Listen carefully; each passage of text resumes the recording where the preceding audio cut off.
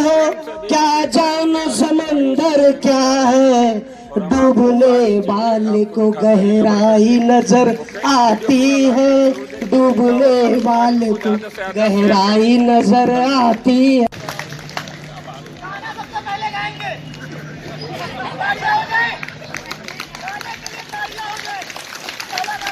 अगर सरस्वती का आशीर्वाद होगा तो हम आपकी ख्वाहिश जरूर पूरा करेंगे, इसमें कोई शक नहीं।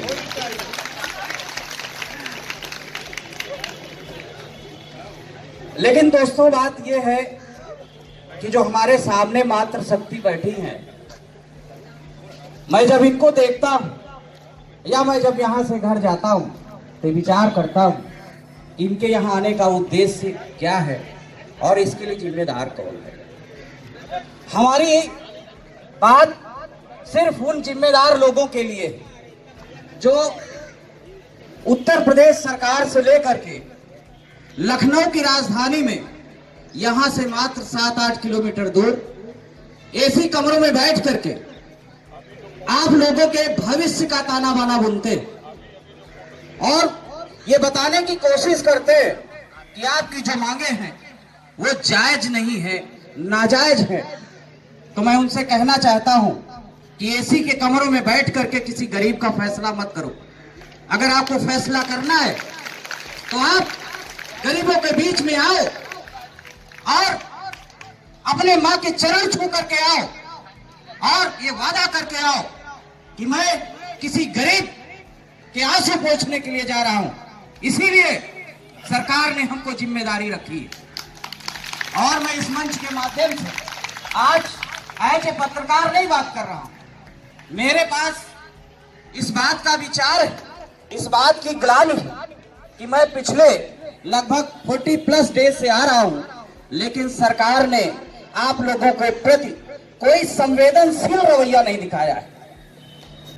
आपका आंदोलन इतने प्रचंड कड़ाके की ठंड में चला हुआ है, इसके लिए इसमें भी कोई शक नहीं है कि आप लोग ईमानदार नहीं हैं, आप लोग कर्तव्यनिष्ठ नहीं है, आप लोग परिश्रमी नहीं है। इसमें किसी को शक करने की जरूरत नहीं है कि जो काम भी कर रहा हो और साथ में अपने हक और अधिकार की बात कर रहा हो वो यहाँ पर आया होगा। आप लोगों के बीच में मैं एक छोटी सी कहानी सुनाना चाहता हूँ।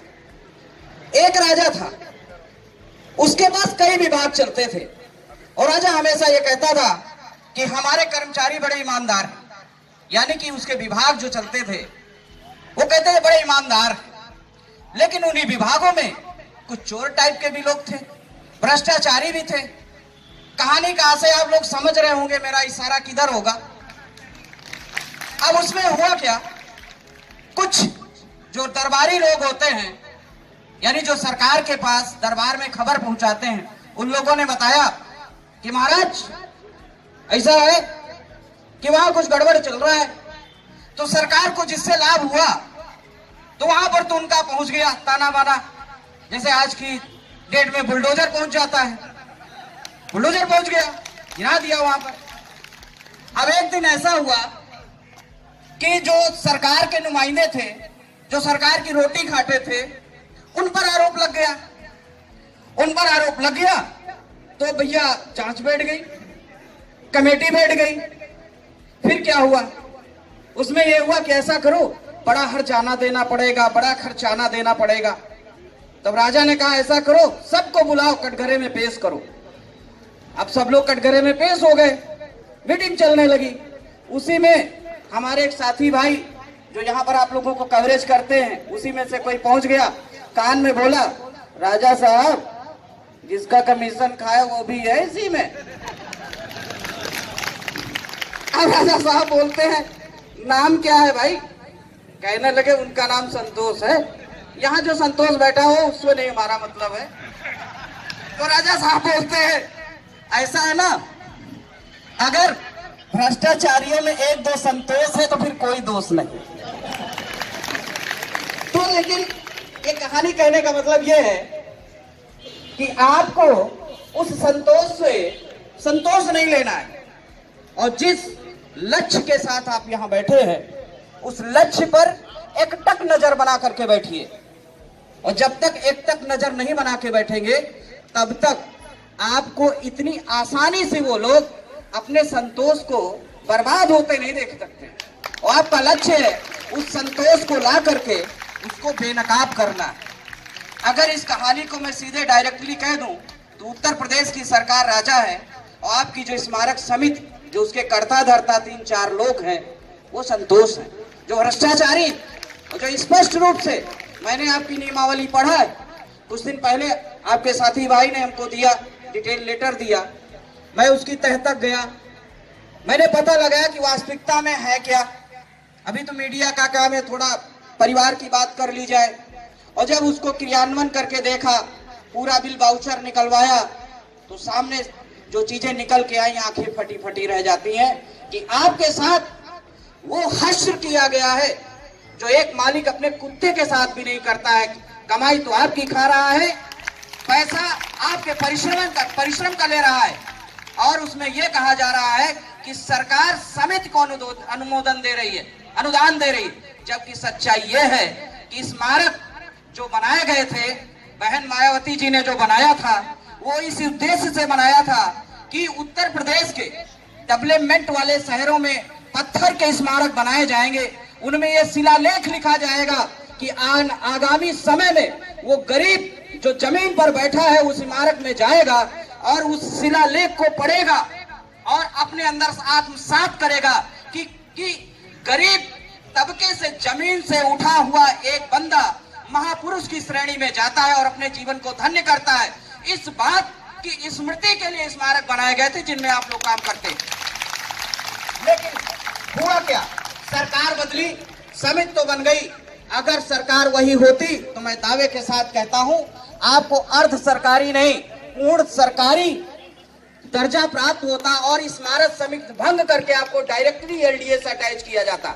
लेकिन इस चीज का अफसोस है, जो बात चली गई। लेकिन अगर अब ये सरकार चाहे तो आपको डायरेक्ट सरकारी रूप में अटैच कर सकती है, लेकिन उसकी मंशा नहीं दिखाई दे रही है। लेकिन आपकी भी मंशा हमें बहुत स्पष्ट दिखाई दे रही है कि आप हक और अधिकार लेकर के रहेंगे, और यही जोश और जज्बा आपके पास हमेशा बना रहे। और मैं यहाँ इको गार्डन में अगर कोई देवी देवता हो, बाकी तो हमारे महापुरुष हैं, तो मैं उनसे भी निवेदन करता हूँ कि आपके अंदर सकारात्मक ऊर्जा का संचार ऐसे ही विद्यमान रहे।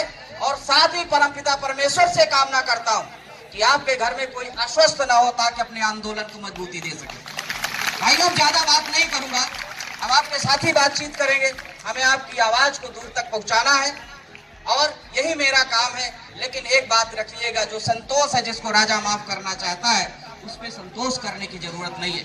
इसी के साथ नमस्कार, जय हिंद। बहुत बहुत धन्यवाद बड़े भाई पवन शर्मा जी के लिए। जोरदार एक बार तालियां हो जाए, घनघोर तालियां हो जाए।